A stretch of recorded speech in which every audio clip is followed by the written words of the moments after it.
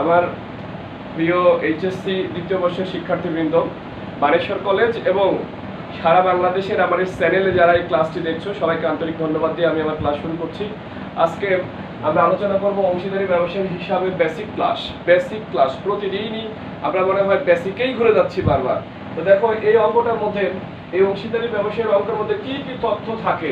ব্যবসা শুরু করলে তখন তো অংশীদারেরা থাকবে। বলো তো কয়জন অংশীদার আছে আজকে আমাদের? তিনজন। নাম কি কি অংশীদারদের? এই যে নাম বলেছি, একটা অংশীদার ছিল ক, আমরা বলেছি একটা অংশীদার ক, আর একটা খ, আর একটা গ। এবার কিছু তথ্য, সবাই মূলধন দিবে ব্যবসায়ে। কে কত মূলধন দিয়েছে বলো? 20,000। আজকের অঙ্কটা একটু ছোট। 20,000, 15,000 আর হলো কি 10,000, এই পরিমাণ মূলধন দিয়েছে। এবার অংশীদারদের একটা অধ্যায় ক্লোজ হলো। এবার অতিরিক্ত মূলধন দিয়েছে কি কেউ? দেখো তো অঙ্কের মধ্যে অতিরিক্ত মূলধন কে দিয়েছে? ক না খ? ক দিয়েছে অতিরিক্ত মূলধন। তাহলে কত টাকা দিয়েছে অতিরিক্ত মূলধন? 6,500 টাকা দিয়েছে অতিরিক্ত মূলধন। এবার এই অতিরিক্ত মূলধন থাকলে তার একটা তারিখ আছে অতিরিক্ত মূলধন দেওয়ার, 1/7, তাই না? 1/7 তারিখে অতিরিক্ত মূলধন দিয়েছে। দেখো তো, এবার ব্যবসায়ী কি কোনো ধরনের ঋণ দেওয়া আছে? আছে। ঋণ আছে না নাই? আছে। কে দিয়েছে সে ঋণ? খ দিয়েছে। কত টাকা ঋণ দিয়েছে? এটা হলো অতিরিক্ত মূলধন। আর এর পাশে খ দিয়েছে, এটা ঋণ। কয় টাকা যেন? 4,500। এটা হলো ঋণ। এবার বলো, ঋণ দেওয়ার কোনো তারিখ উল্লেখ আছে কিনা? এই যে 1/7। আচ্ছা, তাহলে আমরা দেখলাম ব্যবসায় মূলধন দিয়েছে, অতিরিক্ত মূলধন দিয়েছে, ঋণ দিয়েছে। এবার অবশ্যই ব্যবসা থেকে উত্তোলন আছে। উত্তোলন আছে। কত কত উত্তোলন আছে বলো? ক খ গ। 6,000, 3,000 আর 45, এরকম উত্তোলন আছে, তাই না? আচ্ছা, আর কি আছে অঙ্কের মধ্যে? উত্তোলনের সুদ ধার্য করতে বলেছে, তাই না? বলেছে, স্পষ্ট বলেই দিয়েছে অঙ্কের মধ্যে। কত কত করে সুদ ধার্য বলেছে? সুদ হলো ক, খ আর গ। কত করে? উত্তোলনের সুদ এমনি দেওয়া আছে, সেটাই তো বলছি। 100 টাকা, 145 টাকা না স্যার, খালি শুধু 145 আর পরেরটা 75। এই হলো উত্তোলনের সুদ। এবার মূলধনের সুদের বিষয়ে কিছু বলা আছে? স্পষ্ট কোনো কিছু বলা নাই যে এত পার্সেন্ট ধরতে হবে বা এত পার্সেন্ট। আচ্ছা, এই যে মূলধন দিয়েছে, মূলধনের সুদের পরিমাণ হলো, মূলধনের সুদ ধরতে হবে 5%। আচ্ছা, উত্তোলনের উপরে 5% যে বলেছে, কিন্তু সেই 5% এখন আর কাজে লাগবে না। সে 5% কাজে লাগবে না, কারণ অঙ্কের মধ্যে একটা ক্যালকুলেশন দিয়ে দিয়েছে। কি দিয়ে দিয়েছে? যে উত্তোলনের উপরে এত এত করে সুদ ধরতে হবে, একটা অ্যামাউন্ট দিয়ে দিয়েছে, ঠিক আছে? আর এটা ক্যালকুলেশন লাগবে না। এখন ক নম্বর প্রশ্নে আসো। এখান থেকে তথ্য নিয়েছি যে আমার ব্যবসা শুরু করেছি তিনজন অংশীদার, ক খ গ। 20, 15 আর এটা 10,000 টাকা নিয়ে ব্যবসা শুরু করেছে। ব্যবসায়ের চলাকালীন অবস্থায় বিভিন্ন সমস্যার কারণে, মূলধন স্বল্পতার কারণে ক ব্যবসায় অতিরিক্ত মূলধন সরবরাহ করেছে কত? 6,500। এবং আবারও মূলধন সরবরাহের কারণে যখন নগদ অর্থের সমস্যা হয়েছে, খ ব্যবসায় ঋণ দিয়েছে 4,500। এই হলো এটুকু দেওয়া ব্যবসায়ীকে। এবার ব্যবসায়ী থেকে নিয়েছে সম্ভাব্য মুনাফার আশায় ক খ গ সবাই উত্তোলন করেছেন। এবার উত্তোলনের পরে সুদ ধার্য করেছে, প্রশ্নেই বলে দেওয়া আছে। কাজে আমাদেরকে আর উত্তোলনের পরে আলাদাভাবে কোনো সুদ ধার্য করতে হবে না। এবার মূলধন যে দিয়েছে ব্যবসায়, মূলধনটার বিনিময়ে একটা উদ্দেশ্য ছিল, মূলধনের পরে সুদ ধার্য করতে হবে। উত্তোলন যে দিয়েছে, উত্তোলনের পরে ব্যবসা প্রতিষ্ঠান সুদ ধার্য করবে। এখন আমরা আসছি ক নম্বর প্রশ্নে। কি বলেছে ক নম্বর প্রশ্নে?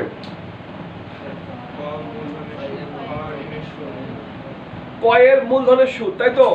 এবার দেখো তো, আগে আমরা এটুকুর মধ্যে হবে কয়ের মূলধনের সুদ। ক নম্বর প্রশ্ন উত্তর করছি। ক নম্বর প্রশ্নে আবারও কয়ের মূলধনের সুদ নির্ণয়, এটুকুতে 1 মার্কস, ঠিক আছে? ক মূলধন কত দিয়েছিল? দেখো ক্যালকুলেশন কিভাবে হচ্ছে। সুদ সমান সমান 20,000, কত পার্সেন্ট বলেছিল? 20,000 ইন্টু 5%, এইটুকু একটা থাকলো, যোগ যোগ কত দিয়েছে অতিরিক্ত 6500 ইনটু 5% ইনটু আবার হাফ। ঠিক আছে, বুঝলাম কিছু? আলাদা আলাদা ভাবে করলাম। এটা হলো পুরো বছরের সুদ কাটতে হবে, আর এই টাকা পুরে হাফ বছরের সুদ কাটতে হবে। 20000 এর 5% সমান সমান কত? 1000 যোগ 6500 এর 5% আর হাফ কত? 163 সমান সমান 1163। কয়ের এক অংশের উত্তর হলো। এবার ক্ষয়ে আসি, মানে ক্ষয়ের দ্বিতীয় অংশ কি বলছে? ক্ষয়ের ঋণের সুদ, তাই না? অঙ্ক পুরানোটা ভিডিওতে থাকবে, ইউটিউব থেকে পাবে পরে। এবার আসো ক্ষয়ের কি ঋণের সুদ, অঙ্ক বোঝো। খ দেখো কি দিয়েছিল, ব্যবসায়ের ঋণ কত টাকা দিয়েছিল? তাহলে আমরা বলবো এখানে একটা সুদ বলেছি, মূলধনের সুদ নির্ণয়। এবার বলবো ঋণের সুদ নির্ণয়, তারপরে সুদ সমান সমান 4500 ইনটু, এটা কি দেওয়া আছে কত পার্সেন্টে গুণ করব? সবাই ভালো করে একটু মনে রাখি, ঋণের কথা বলা থাকলে 6% সুদ ধরতে হয়। আর এখানে তারিখ বলে দেওয়া আছে ঋণ নেওয়ার। দেখো ঋণ কয় তারিখে দিয়েছিল? 1/7, ব্যবসায় জুলাই মাসের 1 তারিখে, তাহলে অবশ্যই 6 মাসের হবে, তাই না? তাহলে 6% ইনটু হাফ, বুঝা গেছে? 6% ইনটু হাফ, তাহলে সুদ সমান সমান দিয়েছিলাম ঋণ 4500, ঋণের থাকলে সেখানে 6% সুদ ধরতে হয়। আর আমরা কি করলাম, যেহেতু অর্ধেক বছর ধরতে হবে জুলাইয়ের 1 তারিখ, সেই জন্য হাফ দিয়ে গুণ করেছি। কয় টাকা হলো? 135 টাকা। ক নম্বর প্রশ্ন উত্তর সমাধান হয়ে গেছে। এবার আমরা আসি খ নম্বর প্রশ্নে। কি খ নম্বরে অবশ্যই লাভ লোকসান আবন্টন করতে হবে, তাই কিনা? এখানে কি এরকম কোন লাইন বলা আছে যে বেতন টেতন আছে কিছু? বেতন উত্তোলন করে নিয়েছে বা করেনি, এরকম কিছু আছে? আচ্ছা ঠিক আছে, এবার তাহলে আমরা খ এর জন্য ফরম্যাট দেখে নিই। খ নম্বর প্রশ্ন আমি সবই মুছে দিচ্ছি এগুলা, কারণ তোমাদের কাছে তোমরা পরে আবার প্রশ্ন থেকে আমাকে বলবে। যারা ইউটিউবে দেখছো, ক্লাসটা দেখবে, তাদের জন্য এই যে ছোট করে তথ্যগুলো তুলে দিয়েছি, যে মূলধন, উত্তোলন, ঋণ সবগুলা বিষয় থাকছে অঙ্কটার মধ্যে। একটা অঙ্কের মধ্যে ঋণ থাকলে সাধারণত উত্তোলন থাকে না, উত্তোলন থাকলে মূলধন থাকে না। চলে আসছি আমরা লাভ লোকসান আবন্টনে। যারা আগে থেকে সব কাটা আছে, বাসায় থেকে চেষ্টা করেছো, তারা একটু দেখো লাভ লোকসান আবন্টনের আমরা ফরম্যাট সব কেটে নিচ্ছি। যেহেতু ভিডিও ক্লাস, আমরা একটু সংক্ষেপে দ্রুত করার চেষ্টা করছি।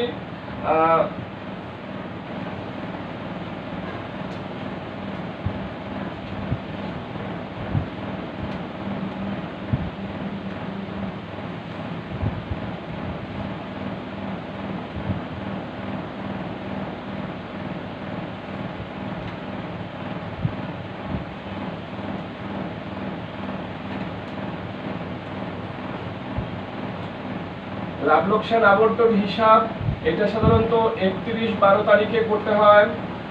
আমরা চলে আসি এই সংক্ষিপ্ত আলোচনার জন্য। আমরা শুরু করব কি দিয়ে? নিট মুনাফা প্রশ্নের মধ্যে দেওয়া আছে, প্রশ্নে দেওয়া আছে এবং থাকে 10,300 দেওয়া আছে হলো নিট মুনাফা, এটা নিয়ে শুরু করতে হয়।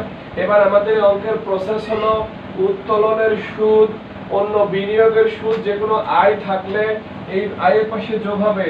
সাধারণত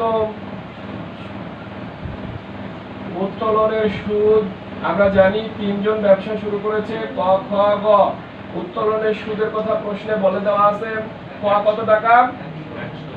ক এর টাকা বলা আছে 100, খ এর 45 আর গ এর হলো 75। এই মিলে টোটাল উত্তোলনের সুদ কত? 220 টাকা। আয় পাশে আর কিছু আছে? নাই, আয় পাশে কোনো কিছু নাই। তাহলে আমরা এটা যোগ করে নিব।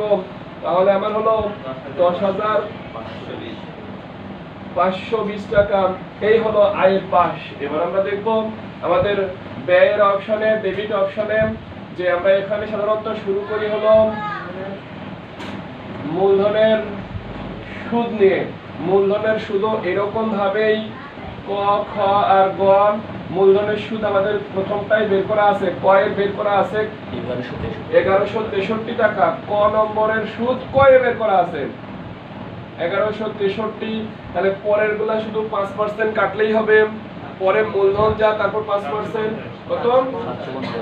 750, আর গয়ের 500। যা মূলধন দিয়েছিল যোগ করলে কত টাকা হবে? 2413 টাকা হবে আমাদের মূলধনের সুদ। এবার প্রিয় শিক্ষার্থীরা একটু মনোযোগ দিই। মূলধনের সুদের পরে আমাদের নিয়ে আসতে হয় ওই প্রশ্নের মধ্যে যদি কোনো বেতন, কমিশন ইত্যাদি বিষয় থাকে, কোনো ব্যয়টা যেটা ডেবিট করা হয়নি এই মুনাফা নির্ণয়ের সময়ে, ডেবিট করা হয়নি মুনাফা নির্ণয়ের সময়, তাহলে সেটা অঙ্কের মধ্যে নিয়ে আসতে হবে। সো কত টাকা আছে বেতন? ডেবিট করা হয়েছে, তাহলে বেতনটা প্রশ্নের মধ্যে আসবে না। যে বেতনটা অঙ্কের মধ্যে আছে সেই প্রশ্নটা এখানে ডেবিট করা হয়ে গেছে, তাই আসবে না। এরপরে বেতনের পর ঋণের সুদ নিয়ে আসতে হবে আমাদেরকে।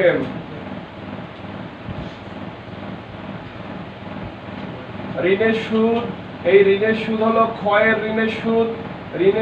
ঋণের সুদ পাবে হলো খ, সেজন্য কয় টাকা পাবে?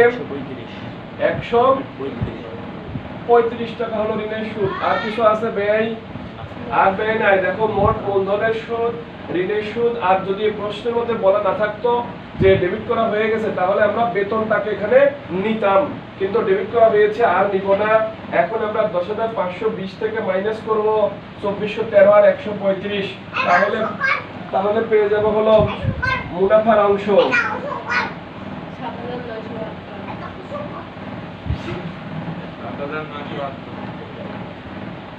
মুনাফার অংশ 7,900 তো বলা যাবে না এখানে, এখন বলতে হবে আবার ক, খ আর গ।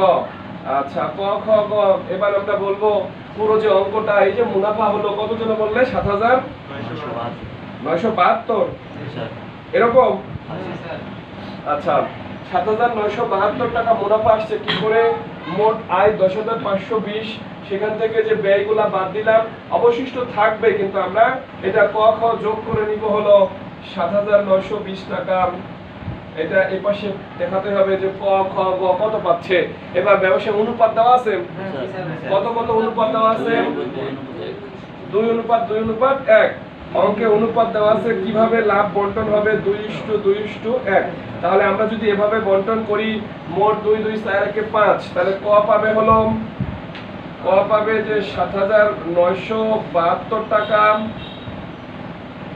7,972 ইন্টু উপরে 2 নিচে 5, পরের জন্য তাহলে 7,972 ইন্টু উপরে 2 নিচে 5, এরপরের জন্য 7,972 ইন্টু 1/5 সমান সমান করে আমাকে একটু হেল্প করো। 3,189।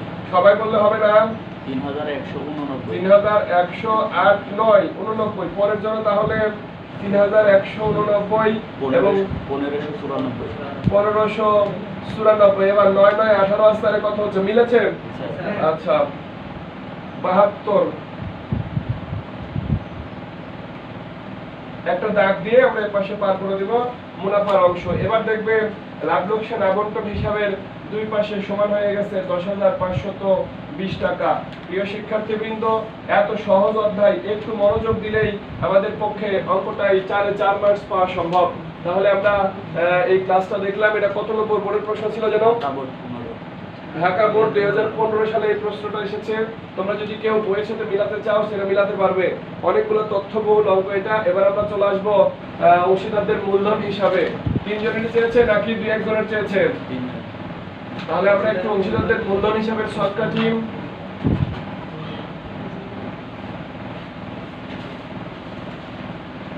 অংশীদারদের মূলধন হিসাবের শর্ট কাটি।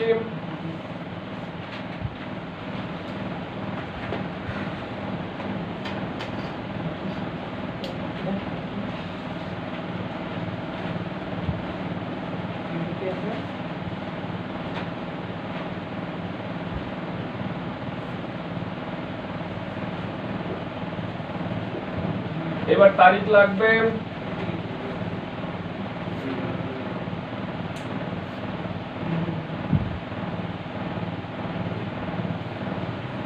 শখ এমন নয় যে আমি যেভাবে কাটছি এরকমই হতে হবে, তুমি তোমার মতো করে নিতে পারবে।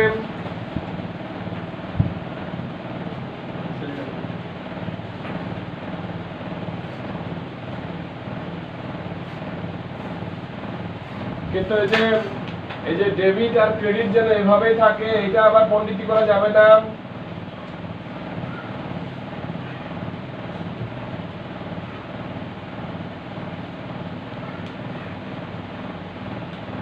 অংশীদারদের মূলধন হিসাব এটা কয় তারিখে করব? বছরের শেষ দিন 31/12 যে সাল দিবে, অঙ্কে আছে মনে হয় 14 সাল।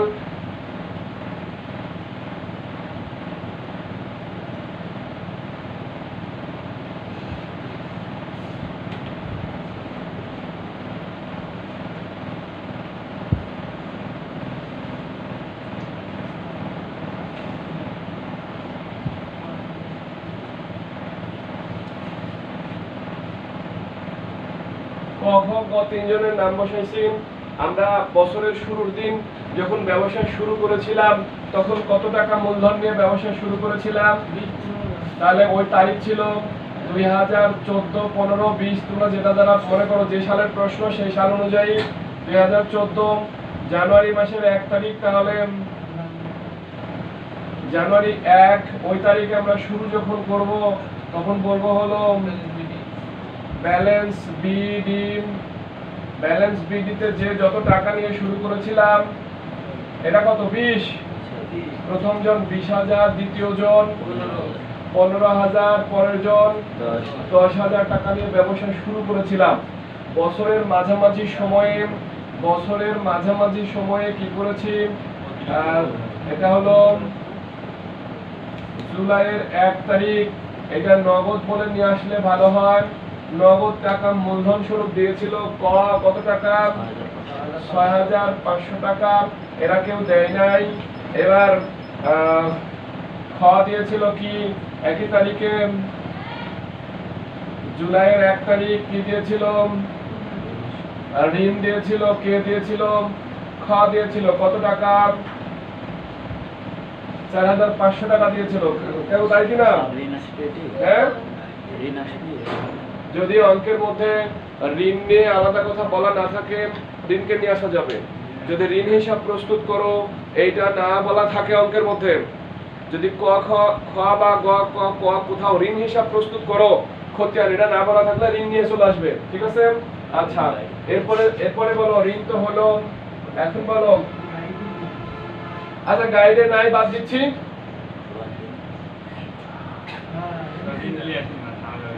ঝামেলা বাদবে না। আচ্ছা আমি বলছি এর আগে এরপরের দিন যখন অঙ্ক করাবো যে অঙ্কটায় ঋণ হিসাব প্রস্তুত করা আছে সেটাই নিয়ে আসবো। যদি আমরা পরিবর্তনশীল মূলধন পদ্ধতি ব্যবহার করি তাহলে ঋণকে নিয়ে আসা সম্ভব।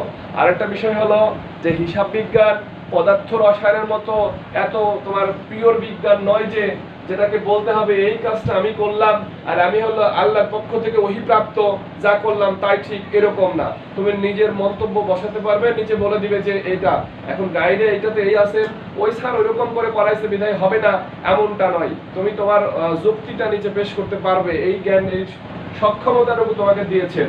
তবে আবার যদি যে জিনিসটা নীতিতেই বলেছে না চলবে না, ডেবিটটাকে ক্রেডিট করলাম, ক্রেডিটটাকে ডেবিট করলাম, এরকম পরিবর্তন আবার করা যাবে না তোমার স্বাধীনতা থাকলেও। লক্ষ্য করি ঋণ বাদই দিলাম। এরপরে কি নিয়ে আসবো বলো? মূলধনের সুদ। আচ্ছা ঠিক আছে, মূলধনের সুদ নিয়ে আসতে হবে আগে। তাহলে ডিসেম্বরের 31 তারিখ, ডিসেম্বর 31,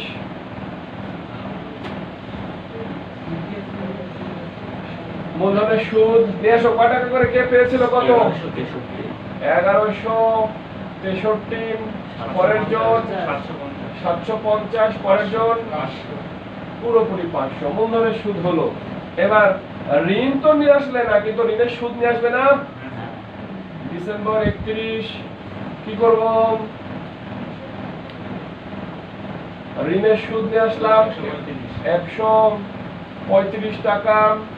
আচ্ছা তারপরে কি করব? ডিসেম্বর 31 বেতন নিয়ে এসেছি কত টাকা করে? গোয়াখালী কত টাকা? 2,400। আর কিছু আছে? আর কিছু আছে? এবার তাহলে ডিসেম্বরের 31 মুনাফার অংশ আমরা বন্টন করেছি, লাভ লোকসান আবন্টনে কত করে পেয়েছিল?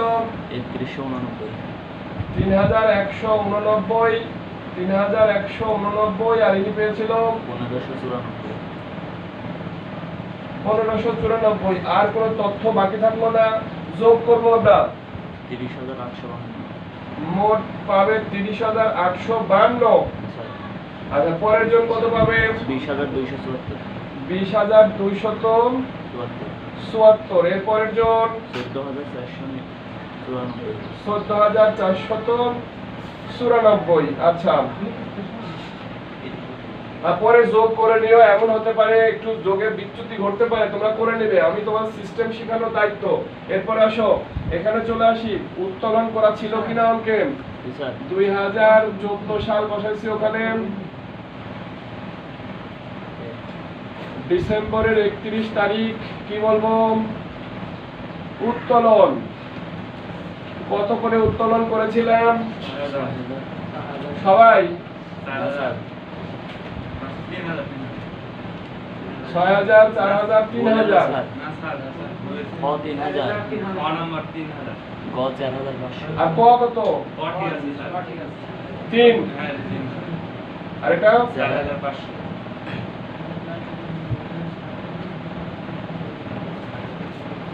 4,500। লক্ষ্য করি।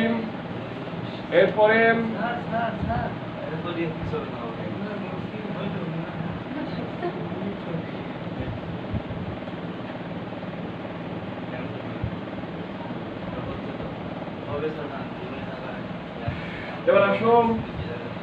এবার আসো ডিসেম্বর 31 কি দিব এখানে? উত্তোলনের সুদ কত করে অঙ্কে বলে দেওয়া ছিল? কত? 75। এই টাকাটা বাদ দিব আমরা, প্রথম জন এই টোটাল থেকে এটা বাদ দিব, তাহলে পেয়ে যাব ডিসেম্বর 31-এ ব্যালেন্স সিডি, এটা পেয়ে যাব। তাহলে আমরা মোট ফিগার একই থাকবে 30,852। এবার এখান থেকে একটু বাদ দাও, 6,100 বাদ দাও, 24,700। 24,752।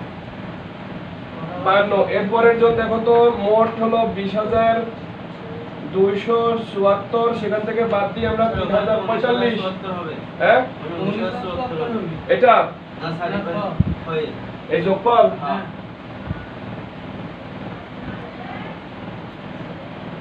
19,074 এরকম।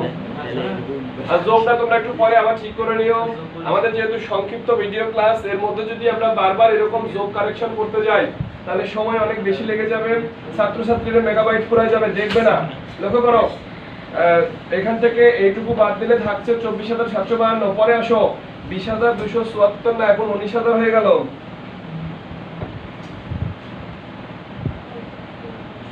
19,000 শূন্য তো লাগবে না, হ্যাঁ? হ্যাঁ, 19,074। 19,074 থেকে 3,045 বাদ দিলে কত থাকবে? একটু তাড়াতাড়ি বলো।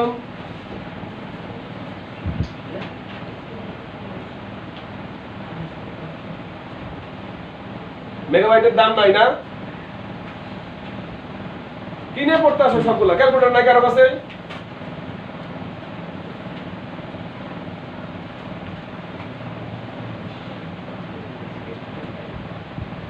এতক্ষণ দ্বারা দেখো 16,033। 16,033। আচ্ছা, যারা ক্লাসটা দেখবে তোমরা একটু দেখো, প্রসেস বুঝে নিও, এই যোগ করার আশায় বসে থাকো না। 14,494। এটা থেকে এটুকু বাদ দিলে যা থাকবে সেটা এখানে বসবে। এই হলো আমার অংশীদারদের মূলধন হিসাব। এই হলো অংশীদারদের কি মূলধন হিসাব। এই আমার একটা ডিটেলস অঙ্ক হলো 2015 সালে ঢাকা বোর্ডের এই প্রশ্নটা এসেছে। প্রিয় শিক্ষার্থীবৃন্দ, যারা এই ক্লাসটা দেখছো, প্রতিনিয়ত বিভিন্ন অধ্যায়ের ক্লাস পাওয়ার জন্য আমাদের এই চ্যানেলটা সাবস্ক্রাইব করে রাখো। আমরা চেষ্টা করব পরীক্ষার আগেই, যেগুলা এই বছরের এইচএসসি ফাইনাল পরীক্ষার আগেই আমরা সুযোগ যতটুকু পাবো প্রতিদিন একটা করে ক্লাস ছাড়ার চেষ্টা করব। সবাই ভালো থাকবে। আল্লাহ হাফেজ।